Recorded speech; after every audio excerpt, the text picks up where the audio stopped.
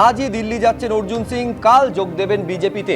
বিজেপিতে যোগ দিচ্ছেন তা জানিয়ে দিয়েছেন অর্জুন সিং। টিকিট দেওয়া দলের ওপর নির্ভর করছে। আশা করছি আরো 5 বছর ব্যারাকপুরের মানুষের সেবা করতে পারবো, জানিয়ে দিলেন তৃণমূল ত্যাগী অর্জুন।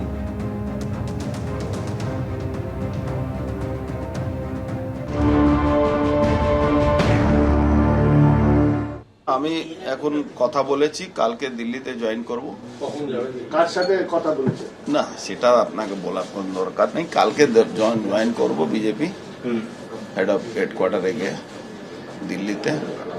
আজকে আমি চলে যাব, কালকে জয়েন করব। কার উপস্থিতিতে জয়েনিং হবে এটা আমি বলতে পারবো না, সেটা দল ঠিক করে, সেটা নিয়ে আপনি আজকে দিল্লি যাচ্ছেন?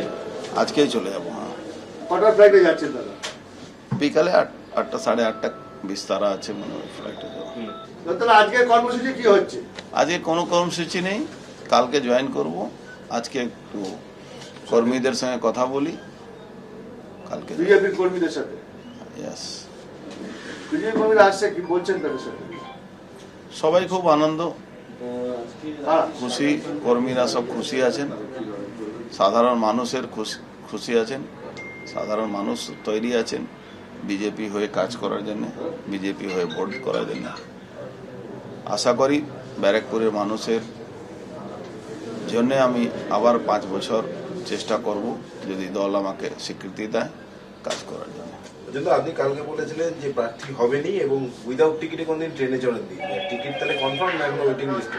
না না, সেটা তো ঠিক করে দল, সেটা তো দল ঠিক করে, কিন্তু আমি কালকে অফিসিয়ালি জয়েন করছি। ঠিক আছে। অর্জুন সিং এর বিজেপিতে প্রত্যাবর্তন নিয়ে কি বলছেন রাজ্য বিজেপির মুখপাত্র শ্রমিক ভট্টাচার্য, দেখব।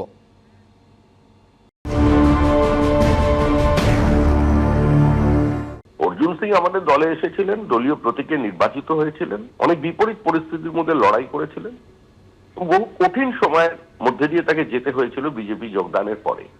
তিনি আক্রান্ত হয়ে রক্তাক্ত হয়ে গিয়ে হসপিটালে ভর্তি ছিলেন।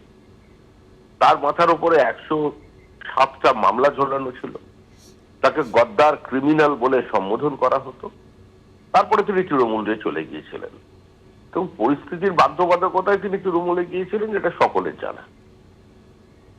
এখন এই পরিস্থিতিতে অর্জুন সিং বলছেন আমি বিজেপিতে ফিরবো এবং বিজেপিতে গ্রহণ করার দায়িত্ব যাদের আছে তারাই নিয়ে সিদ্ধান্ত নেবেন। এই নাম অর্জুন সিং যখন বলেছেন উনি বলবেন। অনেকেই তো দলে আসতে চান, দল কাদের নেবে সেটা একটা বিষয়।